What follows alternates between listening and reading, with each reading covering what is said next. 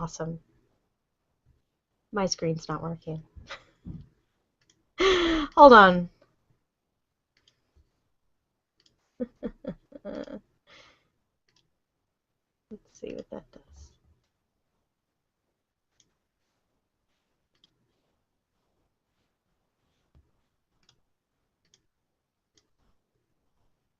Hey, okay. Fabio, can you unmute on your end? Because it's not letting me unmute you. Sure. Yeah, awesome. Yeah. Okay.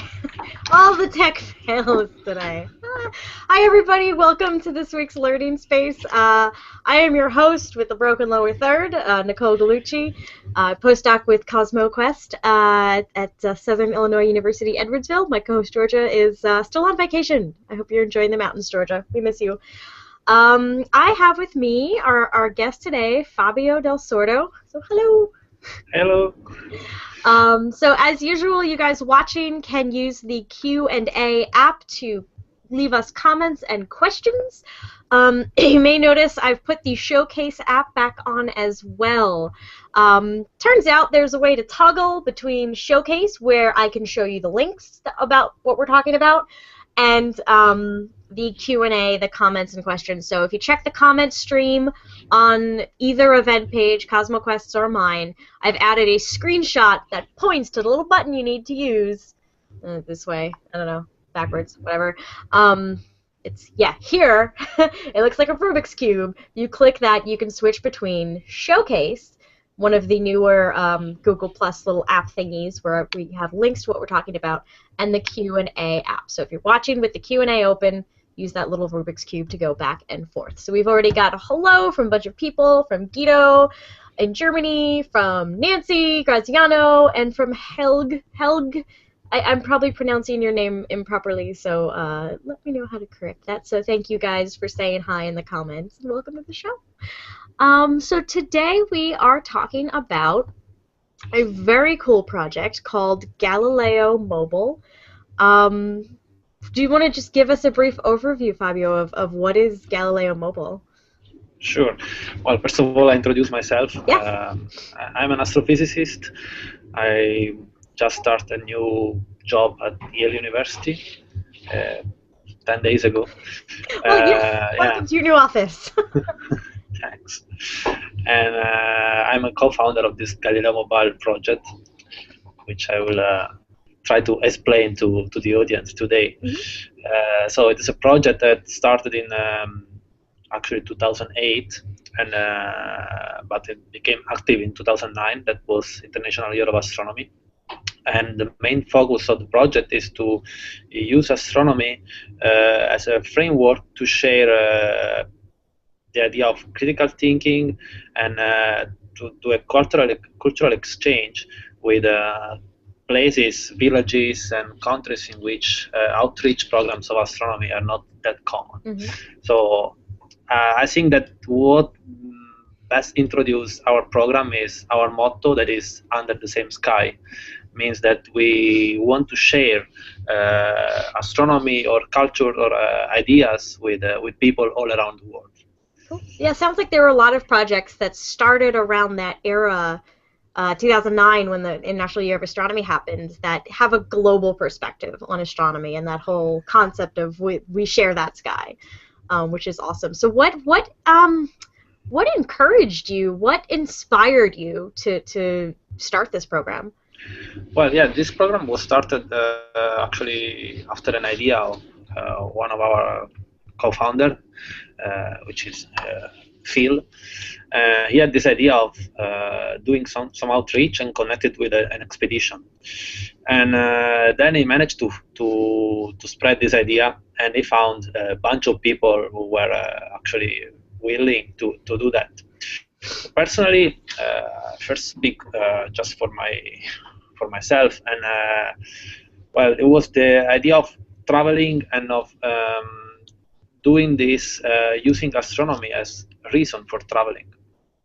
And moreover, the idea was to travel to South America in 2009, which is a continent that I did never visit by that time. And actually it was a continent that has always attracted me since I was very little. So it was a kind of weird coincidence that all of a sudden, when I was about to start my PhD in astronomy, this opportunity showed up, and so I had no doubt in that I should have been part of that. And I think that something similar happened also for all the other members. Many of them realized that this idea was quite cool, and so the idea was to turn this dream into reality and make it real. So where were you doing your PhD at the time when this started? So when this started, I was between my master and my PhD. I did my master in Italy, in Pisa, and my PhD in Stockholm, in Sweden. We had our first meeting in late fall 2008. I started my PhD at the beginning of 2009. Okay. Yeah. So where was the first expedition? So, well, first of all, I'd say that many of the people at the beginning were based in Munich, in Germany. Apart for myself, I was in Stockholm, and then one of the members, Phil, was in Göttingen, in Germany. Then the first expedition took place in the fall 2009, and we went to the Andes, the mountains on the Altiplano, between a region that is shared between Bolivia, Peru, and Chile. And this was just perfect for several reasons. One of which is that we managed to visit 3 countries using basically one language, that is Spanish. Although we also visited communities where people do not really speak Spanish, because somewhere there they still speak their native languages. And yes, on the map it's we can see some of the places that we visited. And we visited also places like in Peru, where we couldn't speak Spanish with them, so we had to ask help to local people to translate our Spanish to Quechua. And so this region is quite interesting because it's geographically speaking, it's one region, but it's shared between 3 countries, and also because they have a strong astronomical heritage. So they have a big heritage in ancient astronomy. So the Incas culture of astronomy and also Tiwanaku culture of astronomy there are quite strong. And in fact, they have other constellations with respect of the Western constellations. I could also speak a bit more about that if you want. So yeah, and moreover, in that region the sky is really great. So it's quite natural for people to look at the sky and to just feel connected a lot with stars and constellations. Yeah, we have a question from Elad Avran asking, is the sky very different in the Southern Hemisphere? Can you explain what the Southern Hemisphere sky is like for someone who lives in the Northern Hemisphere? Sure. Well, yeah, it is different from the sky in the Northern Hemisphere for several reasons. One of which is that you actually see different stars. It depends on where you are in the Southern Hemisphere. But for instance, one of the reference stars in the Northern Hemisphere is the polar star, and you cannot see it in the Southern Hemisphere. So on the other hand, you can see, for instance, the Magellanic Clouds that are the galaxies that are closest to the Milky Way, to our galaxy. And moreover, if you see the same constellation appears in the sky in a different way. So it's most of the time upside down. And in fact, it's quite difficult if you go there for the first time to understand which constellation and which star you're looking at. Yeah, that I know quite well. See if I can get a decent image up.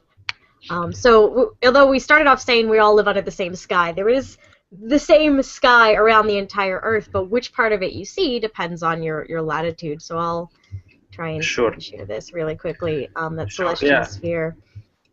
Whoopsie. Try that again. Okay.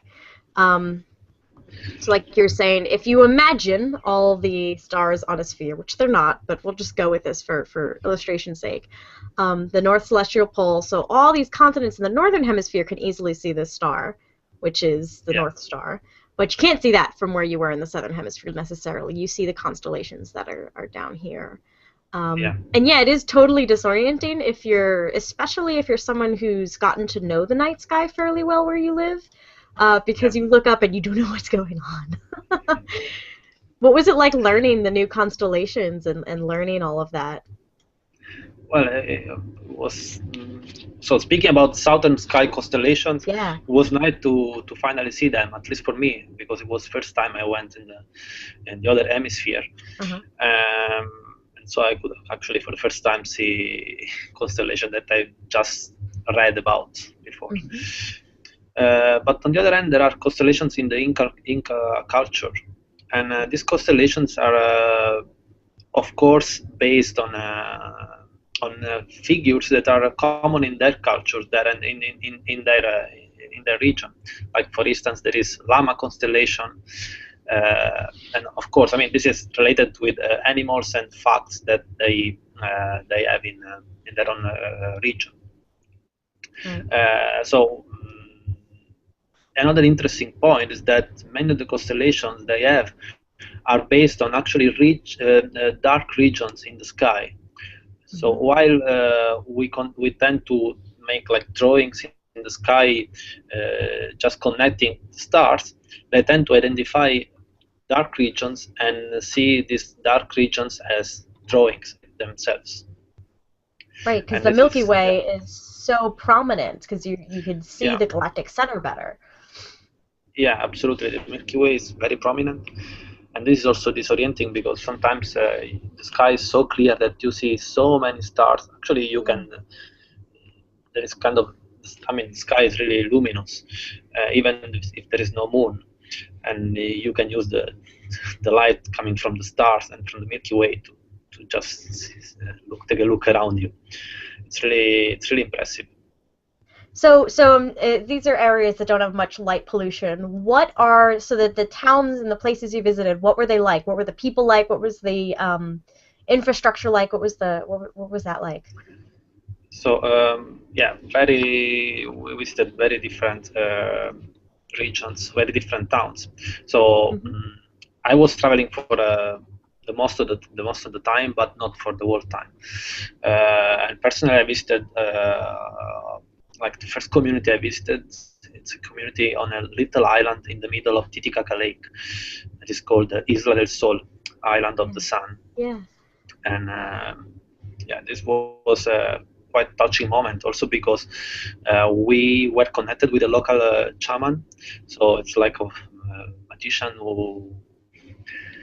who made this ritual of asking permission to observe the sky and to uh, without say hurting the local gods. Yeah. Yeah. Yeah, so we went from something like this to something like bit different, like in Cusco, for instance. Cusco is a quite famous city in Peru, and we went to schools there.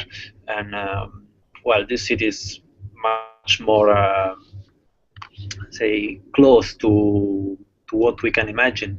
Of course, Peru is still very different from here in the United States or Europe, but nevertheless it's quite touristic, Cusco. So we felt more or less at ease easily. In Chile, we visited regions that are in the desert, in Atacama Desert, Hmm. and yeah, here once again we are totally different landscape. In terms of infrastructures, we so our project is mainly concentrated on visiting schools and interaction with students and teachers. So at that time, we were there mainly for doing activities with students, but we also managed to participate and to make a 2 days workshop for teachers. Oh, cool.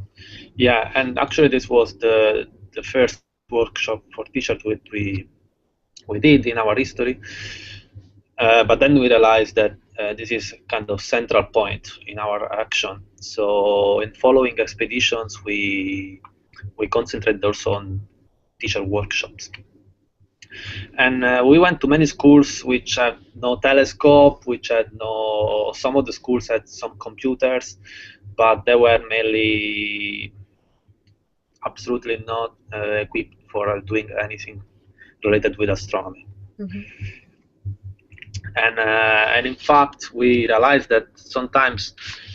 So by that time, we visited the school just 1 day per school. But if you go to schools like this, where they don't have any equipment, any previous knowledge about astronomy, then you maybe need to spend more time there to just to really leave some imprint on people, on Mm-hmm. kids, and also on teachers. Yes, I don't know if I really answered to your question, but it's quite. No, that's good. It's giving us a complex sense question. of what it's like. Yeah. Yeah. We have a great comment and question from Guido Bibra in Germany. So he likens Galileo Mobile to missionary work instead of you're spreading astronomy. Have you ever encountered any resistance to learning astronomy from the students or the people you visited? Or are they all kind of welcoming? So, yeah, I see that you also mentioned religion in the question. Well, resistance, I will not say. Resistance, I will not say, because astronomy is something that at the first glance amazed basically everybody. So it's a particular science, because the laboratory is available for everybody. It's a sky, at least at the first glance. And I mean, it's very easy for your attention to be catched by astronomy. So in this sense, it's very lucky science. Mm-hmm. So there was no resistance. But of course, many times we were in some way contrast with what they knew, the previous knowledge that mainly came from religion. Mm-hmm. So, for instance, there were questions about the origin of the universe, Big Bang, and when you have to speak about this, of course, you have to speak about the history of time, the history of the universe, and actual theories, and they're in conflict with religion. So many of the students sometimes were a bit confused, I have to say, and we needed to give further explanations. First explanation that we said is that actually they have to consider the two kinds of knowledge in a separate way. I mean, religion is something that tend to give the meaning to what you do, and while science tend to explain what we can say, right, what we can demonstrate about the universe, about not only stars but also about things on our planet. Well, it's a quite delicate topic, but in the end, especially in our last trip, that was one of the last trips, was in 2013, last year, to Uganda. Well, there were many questions about this, and I can anticipate that in our documentary that will be soon released about this trip, there will be also a section dedicated to this topic. Yeah. I discovered a couple months ago, I mean, you don't have to go far to run into that question of understanding the world through religion or through science, because I did a summer camp just the next town over, and I had students asking me questions about that. They're like, wait. You said the universe is 13 billion years old? What? Yeah. And yeah, so so we talked a bit about, and like you said, it's a delicate subject, because you don't want to scare them off of science because it conflicts with the pre-existing worldview. Yeah, I mean, and especially, I mean, if you teach about astronomy in, say, United States, okay, you can be quite direct, but if you travel somewhere else in the world, I mean, you just show up there, and you don't want to step over their knowledge and their beliefs. You just don't want to be conquistador. Right. I mean, our goal is to go there and share knowledge, to speak with them, to interact, to manage to have a deep interaction, as deep as possible. It's outreach, not colonialism. Yeah, I totally understand. I Yeah. totally get that. Yeah, I could see where there'd be an issue. And Nancy Graziano also has a question, also calling it astronomical missionary work. What has surprised you most about doing this work? Um, in- then I will also comment on missionary work. Yeah. Surprise. What surprised me is, let me think. Personally, I think that actually the simple fact that astronomy is a kind of really common language, Mhm. at least at the beginning, when you start speaking with people, it's something that catch the attention of many kids all around the world. Yeah, this is something that at the beginning maybe didn't surprise me this much because I mean, I'm interested in astronomy since I was little. But then I realized that okay, this was just for myself. Then it's not trivial that it's for everybody else. And also, people are really excited to receive our visit.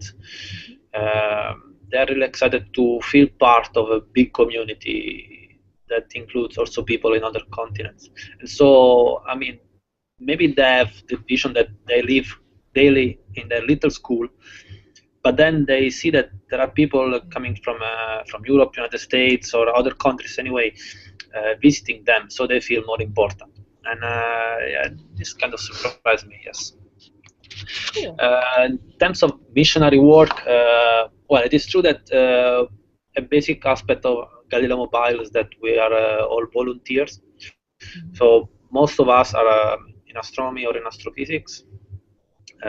Not all of us. Some others are educators or journalists because our project is quite complex and we also need skills in other fields.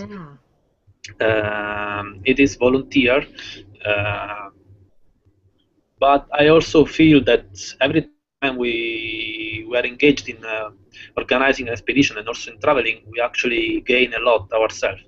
So it's something that managed to make us grow a lot personally and both personally and as a team. So yeah, missionary if you want to call it like this, but we also feel rich in doing that.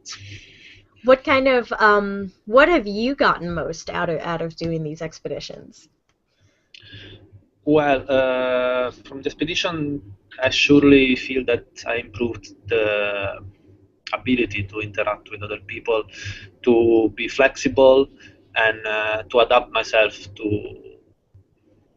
have different people just to speak with from the expedition. From working in the team, well, you have to develop a lot of skills like organizing meetings or so teamwork. You also have to be able to interact with other people in the team, other team members, and this is something that is not trivial. I think that each of the Galileo Mobile members grew up a lot Cool. in this sense. Yes, So I see you that. the hmm? I see that there was a question. Have you been at Paranal?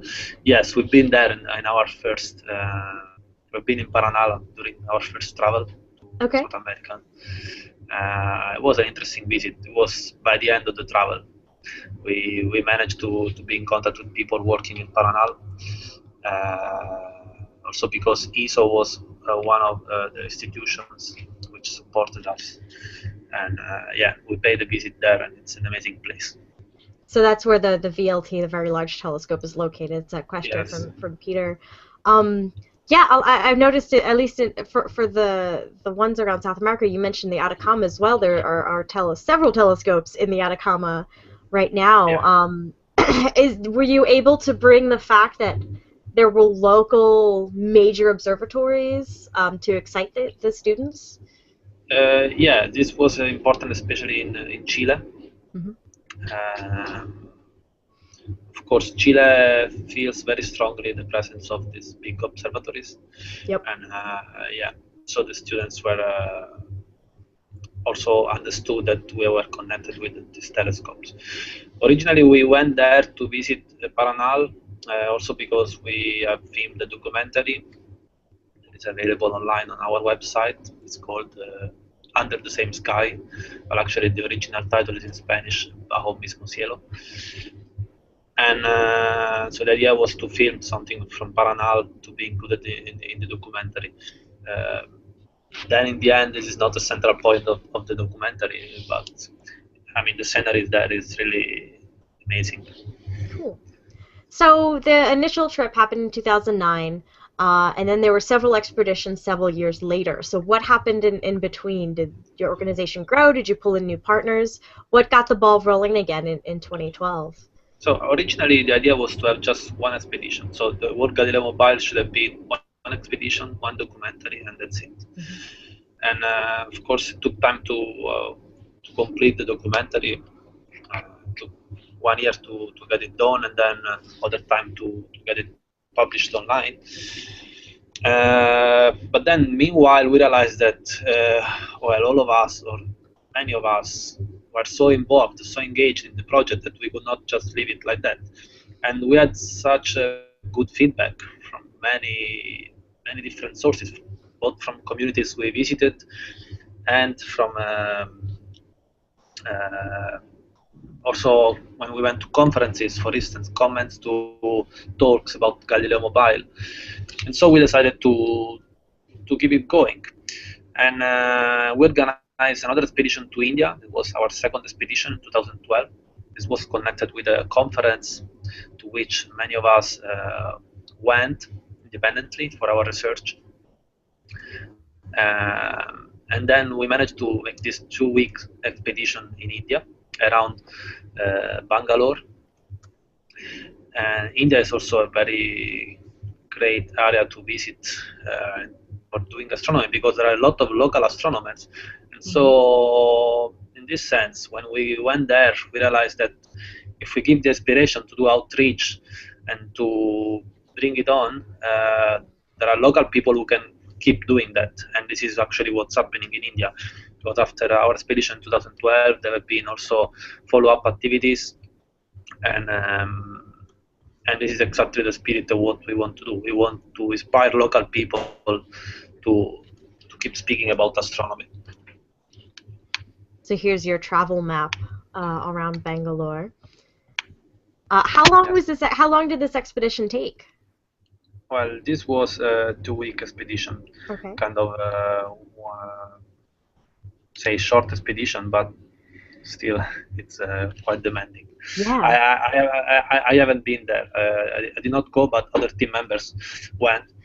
Because so while on the first expedition, basically all of us traveled, but one person, Federico, who decided to not to travel, but his work has been basic for all of us.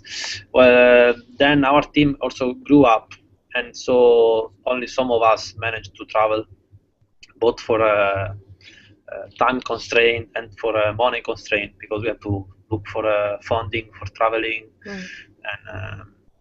And also we do this in our spare time. It's not our main job. Right. So yeah, and then since then we managed to do at least one expedition per year. So in 2012 also there was we call it a pilot expedition to Bolivia in the Amazon region, where one of our team members, Phil, went, and then he set the basis for what had been the expedition of this year, of 2014, that just ended a couple of weeks ago, to Brazil and Bolivia, in the Amazon region. We called it Bravo. So we had 2 expeditions in 2012, one in 2013 that was Uganda, and then one this year that was in Brazil and Bolivia. But that's not all, because meanwhile many of us got inspired, and so they decided to carry on, call them personal initiatives.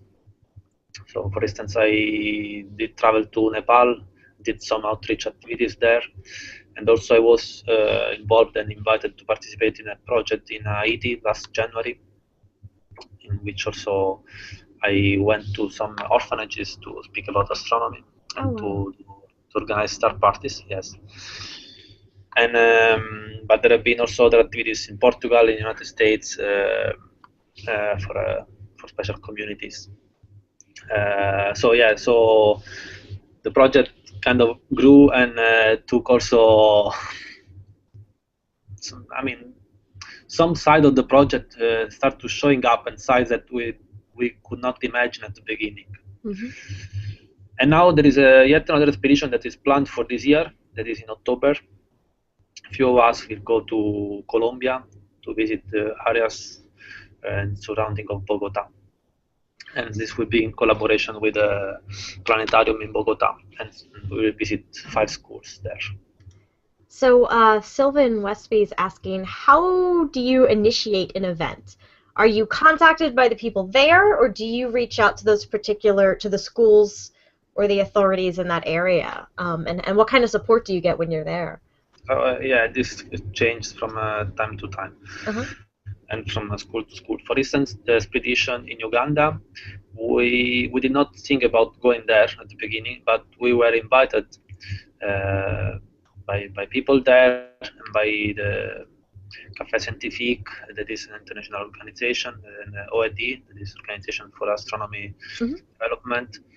And yeah, so we decided to accept the invitation and to start collaborating with them. And they have decided the schools we were going to visit. Okay. Of course, we put some constraints saying what we could do and what we need, more or less. But yeah, that was their decision. While, for instance, in 2009, we visited 24 schools, if I'm not wrong. Wow. And some of these were kind of suggested by our sponsor, especially ISO. Others were chosen by ourselves with the help of local collaborators. Because so we worked in this way. We looked for people, local people who can collaborate with us and who can give us support, especially in terms of logistics. And so they suggest us schools, and we worked out together with them the list of the schools we want to visit. And something similar happened also in Brazil and Bolivia this year. We had local collaborators, and we decided together with them the schools. Same will happen in Colombia. Again, in Colombia, for instance, we have been invited to go there. We didn't think about going to Colombia. It was quite difficult for us to find funding to go there. Okay. But then in the end, local planetarium Bogota will invite us and will support us at least partially, and so we can go there and we will visit 5 schools that have been decided by them. Excellent. So you have collaborators with the schools, local planetariums.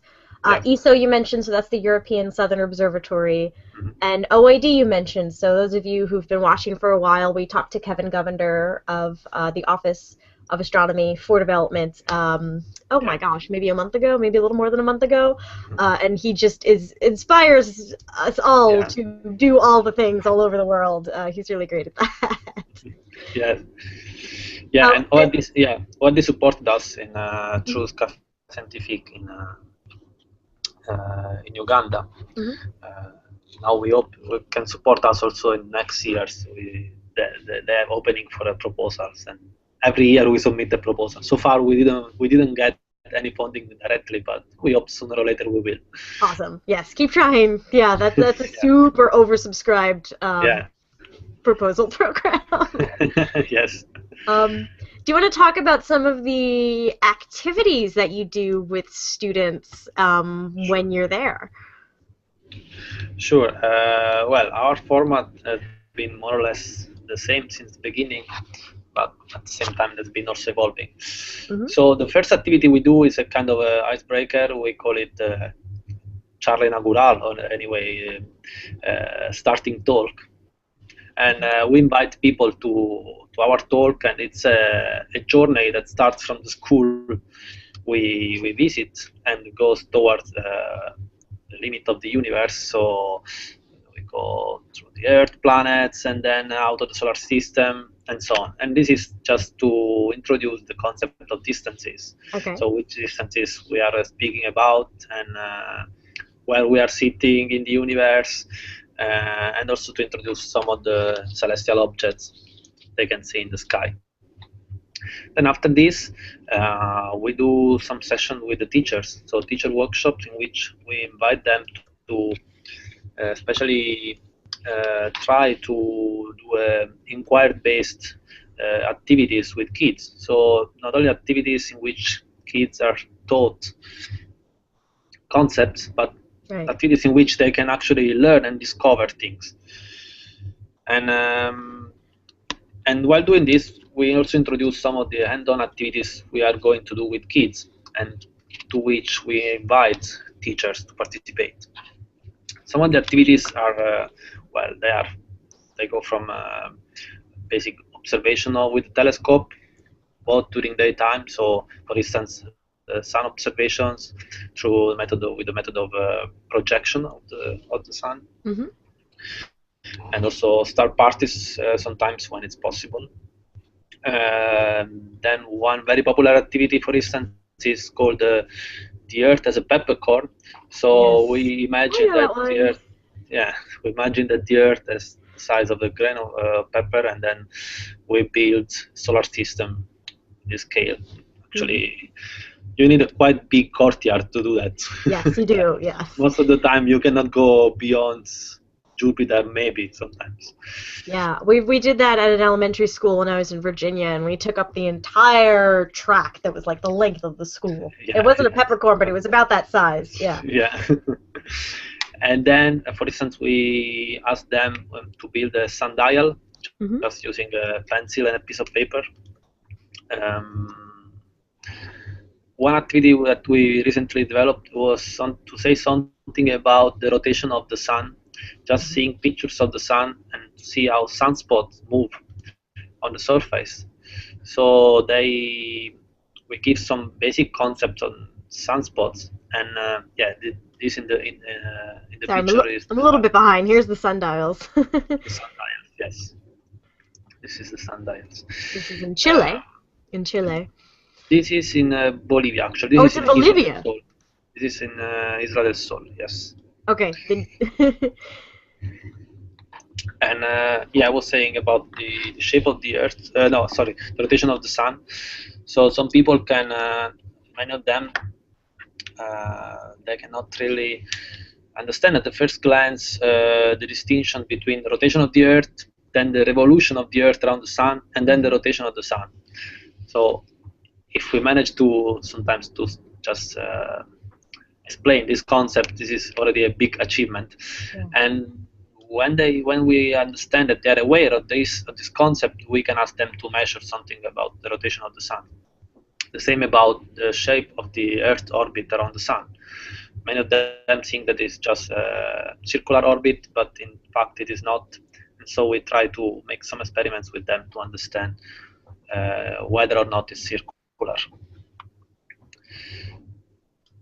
Since it's Galileo Mobile, I understand that sometimes there are Galileo scopes involved.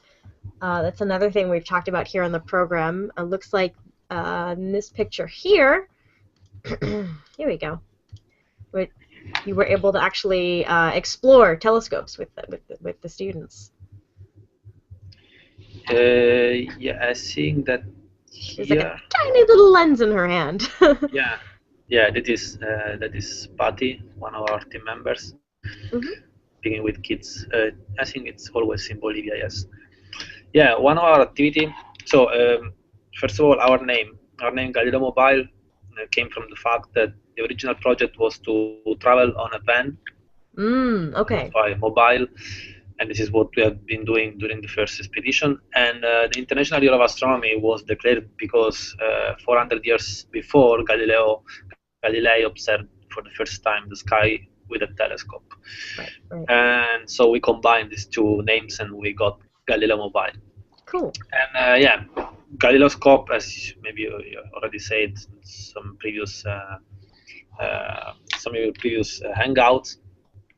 It's a telescope that was developed for International Year of Astronomy, and yes, it's a basic tool for us, both because it's a telescope that we can easily give to schools, and you can take a Galileo. Here we go. Yeah. Yeah, so it's a easy tool to be carried and to leave to schools to play, Right. and also it's easy to be assembled and disassembled, so people can see what's in a basic telescope. It's in a refractor, so it's nothing magic, but it's couple of lenses through which you can see the sky much better than with naked eyes.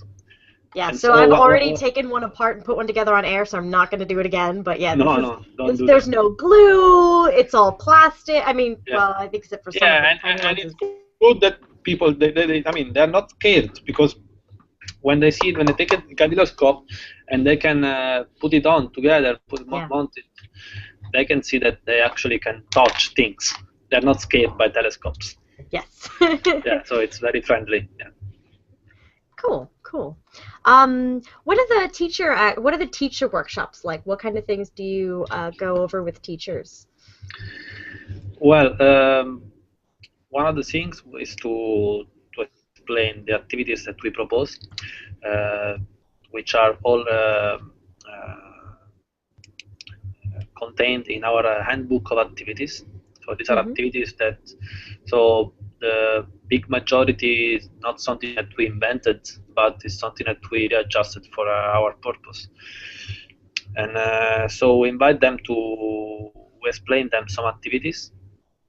We, well, say, the beginning we try to understand what they want to know, what they know, and especially if they are motivated to participate. It's not obvious, because in some schools there are very motivated teachers. In some other schools, teachers are kind of forced sometimes to attend the teacher workshop, but we are not really aware of that. Sometimes we go there and then we realize that I don't know, the boss of the school forced teachers to attend our workshop. So it can also happen. And yeah, like for instance, in a school, at some point after half an hour, there was a question by a teacher. I said, okay, but you are speaking about activities of astronomy, but how can I use these activities? I teach English. Well, well, okay, every teacher is invited to participate, but Right, of course, if you teach literature, it's not so obvious the connection. Well, there is always a connection, but it's not so obvious. And yeah, this is one of the things that can happen with a project like ours. But in most of the cases, they are science teachers. They are motivated to use astronomy also, not only as like something that is funny, but also for their curriculum, and therefore they can sometimes use our activities for teaching something about, say, geometry, for instance, for teachers of maths, or also there are activities that are interesting for teachers of physics and of science in general. And we tend to communicate them this inquiry-based method of teaching. So just not being saying, okay, you have to learn this and this and this, but try to raise questions for kids. Right. Have them raise questions, have them do the activities. I'm teaching a class right now that's inquiry-based, and it's thrown the students off a little bit, I realize, because it's like, let's do activity! Yeah. Experiment with velocity and acceleration and tell me how it works. And then afterwards, they're like, why don't we start with that? And I'm like, I don't want to give it all away at the beginning. Yeah, it's a different method than most of us are used to learning in school. Yeah, totally different, yes. Yeah. School, it's most of the time quite classic in the sense that there is a teacher telling you what you need to know. Right. But this is not the best way to learn, I think. Right. Yeah. It's like, we have the science to show you. It's not the best way to learn. We promise you. This will work out in the end. So then these teachers, I take it, are then hooked into it's part of the Galileo teacher training program. So now they're hooked into an international network of teachers as well. Yeah, we tend to connect them with this international work of the teacher network, so they can feel also more motivated. And we give them some certificates after attending successfully the workshop. So they feel, again, motivation is a main factor. Yeah, yeah. Do you have maybe a favorite experience, either with students or teachers, showing them some kind of activity? A favorite in sense, a day that was special or a favorite activity? Like a day that was special, yeah. Well, it's quite difficult to say. When I travel and go to these expeditions, I have to say that every day is special. I cannot really make uh, any choice. It's quite difficult. Maybe the most special day was at the very beginning, at the very first days of the first expedition, in this place in Bolivia. That place I felt quite magic atmosphere, and kids were really interested in learning and in hearing from us. But again, maybe it was just because it was the beginning. Otherwise, it's really every day it's unique and different from the previous. Hmm. Cool. Um, and maybe a favorite activity. Do you have a favorite activity that you do? Most of the time I do this observation with the telescope, Ah, but okay. yeah, but maybe yeah, my favorite activity is this the Earth as peppercorn, because you also have to work, so you move. It's a kind of a little travel, say, a little journey through the solar system. Hmm. So if I have to pick up an activity, yes, it's that one. Cool. Yeah, yeah. Scale models, the solar system. It even blows me away every time. When you set up a scale model solar system, it's like, here's a tiny Earth, and it's so far away from the sun. Yeah, Yeah, space, you yeah, guys. As several of our commenters, so Michael Jobin's been mentioning, outer space is really big, and none of us can do a good enough Douglas Adams impression, but we totally know where you're going. But also talking about, I guess back when we were talking about the age of the universe and how that can conflict sometimes, 13.8, 13.7 billion years old is the universe, and it's true that there is a larger extent. So it's a little off what we're talking about here, but the larger extent of the universe, which is a good astronomy cast topic. I should mention so that they're back yeah, on. Yeah. totally. Well, yeah, this is Yeah. one of the best, one of the strongest conflict we find. But for instance, we got in Uganda there was one professor who said, okay, maybe just for God, say 13.8 billion year is like a week. So yeah, because Right. God calculates time differently. So I mean, you can get out of these problems and using some tricks sometimes. Right. Right. Right. Yeah. So are there? So you mentioned that there is a documentary. So you guys already have that posted on the site. So I've put a link to Galileo-mobile.org in the showcase. So if you if you're looking at the Q&A app, you can click the little Rubik's Cube thingy up here, the little 9 squares. That'll take you to Showcase, which will take you to the Galileo Mobile website. And they have you have your documentary up available for free on Vimeo, so that's Yeah. fantastic. And you said you have a second documentary on the way? Yeah, it's done. We just have to decide the day of the release. It will be in this fall, Okay. and then there will be also a third documentary that is just been filmed in Brazil and Bolivia. Okay. But okay, I still have to work on that. But I think for next year we will have yet another documentary. Awesome, awesome. What are ways that people can follow what you guys are doing and maybe even help out? Well, following, surely there is our blog, Hmm. our Facebook, and our Twitter, so social networks as usual. Help out. Well, the best way is to contact us. We are quite a big team, and our internal structure is a bit complicated because we are spread all around the world. Yeah. But it's likely that we will need help for next year activities because we have a big project coming up that consists in building up a network of schools in South America, Hmm. and so it's likely that we will need hands for help in this big project. So the best way is to contact us through Facebook or our email, and just introduce yourself and say Excellent. what you can contribute to the project. Excellent, excellent, very cool. And I wanted to ask you, so you mentioned you just started a new postdoc in astrophysics. Did you mind telling us a little bit about what you do your work in? So far I've been working on astrophysical magnetodynamics, so numerical simulations of magnetic fields in the universe, especially in the interstellar medium. Now I switch to something that is more related to with planets. So I will do study of related to exoplanets and also to the physics of ice. And so this is it's a kind of a double subject. One subject is to look for aurora emission signatures from exoplanets. Okay. And the other subject is to study the physics of ice to try to see if there is a way to model climate through the study of the ice. And so do climate models applicable hopefully to exoplanets. It's a 3 years it's a 3 years project, and it started 1 week ago. So so far I've been doing like just bureaucracy. Yes. Just getting settled. Yeah, totally makes sense. Settled. Awesome.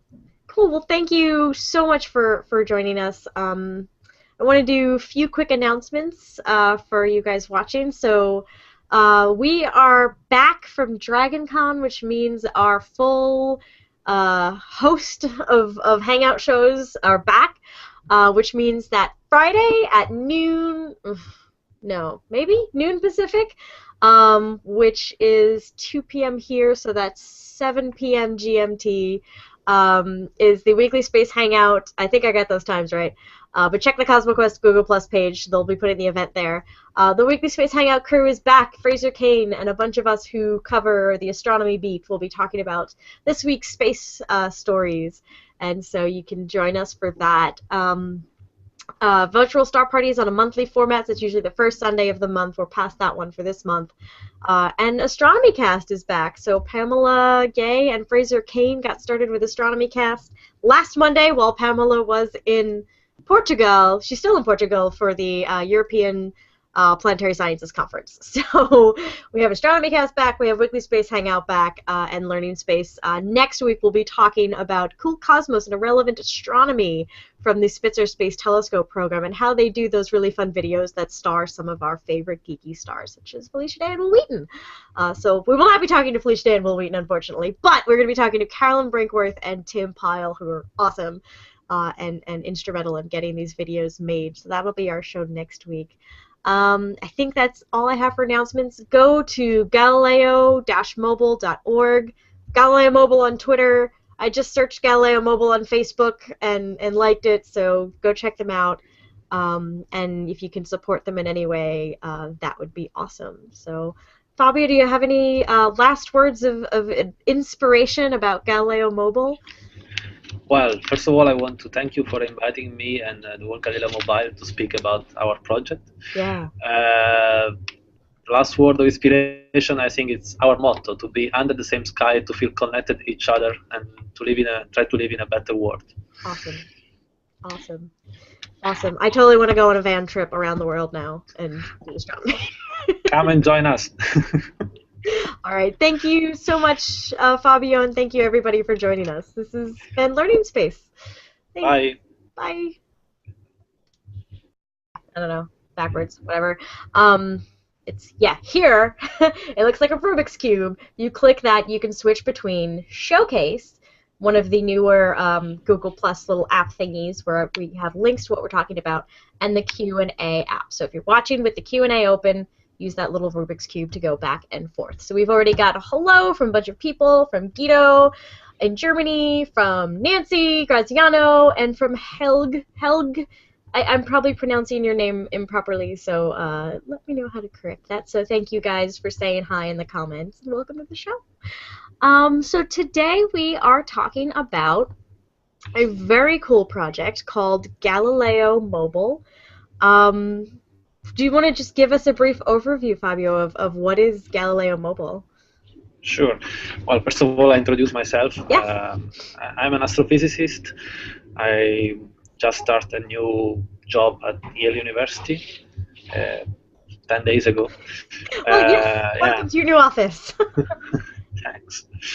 And I'm a co-founder of this Galileo Mobile project, which I will try to explain to the audience today. Mm-hmm. So it is a project that started in actually 2008, and but it became active in 2009. That was International Year of Astronomy. And the main focus of the project is to use astronomy as a framework to share the idea of critical thinking and to do a cultural exchange with places, villages, and countries in which outreach programs of astronomy are not that common. Mm-hmm. So I think that what best introduce our program is our motto, that is under the same sky. Means that we want to share astronomy or culture or ideas with people all around the world. Cool. Yeah, sounds like there were a lot of projects that started around that era, 2009, when the International Year of Astronomy happened. That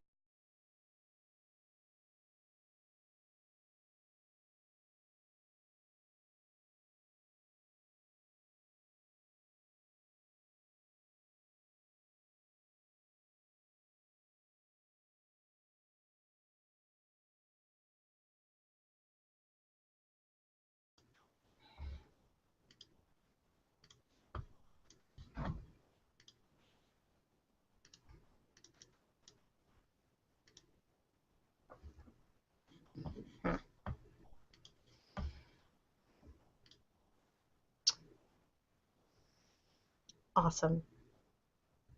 My screen's not working. Hold on. Let's see what that does.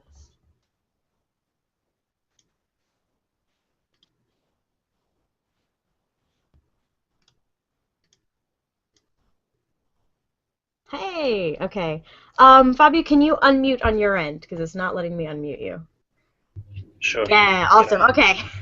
All the tech fails today. Hi, everybody. Welcome to this week's Learning Space. I am your host with the Broken Lower Third, Nicole Gugliucci, postdoc with CosmoQuest at Southern Illinois University, Edwardsville. My co-host, Georgia, is still on vacation. I hope you're enjoying the mountains, Georgia. We miss you. I have with me our guest today, Fabio Del Sordo. So, hello. Hello. So as usual, you guys watching can use the Q&A app to leave us comments and questions. You may notice I've put the Showcase app back on as well.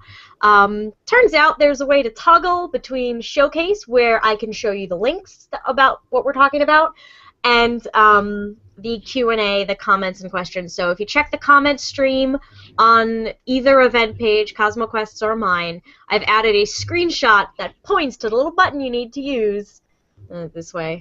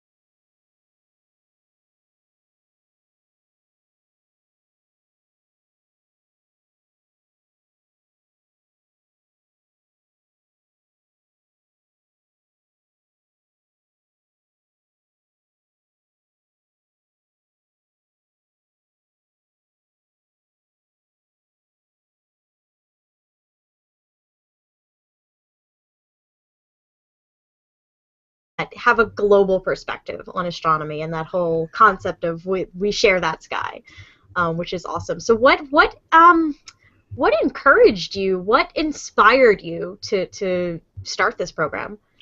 Well, yeah, this program was started actually after an idea of one of our co-founder, which is Phil. He had this idea of doing some outreach and connected with an expedition, and then he managed to spread this idea, and he found a bunch of people who were actually willing to do that. Personally, first speak just for myself, and well, it was the idea of traveling and of doing this using astronomy as a reason for traveling. And moreover, the idea was to travel to South America in 2009, which is a continent that I did never visit by that time. And actually, it was a continent that has always attracted me since I was very little. So it was a kind of weird coincidence that all of a sudden, when I was about to start my PhD in astronomy, this opportunity showed up. And so I had no doubt in that I should have been part of that. And I think that something similar happened also for all the other members. Many of them realized that this idea was quite cool, and so the idea was to turn this dream into reality and make it real. So where were you doing your PhD at the time when this started? So when this started, I was between my master and my PhD. I did my master in Italy, in Pisa, and my PhD in Stockholm, in Sweden.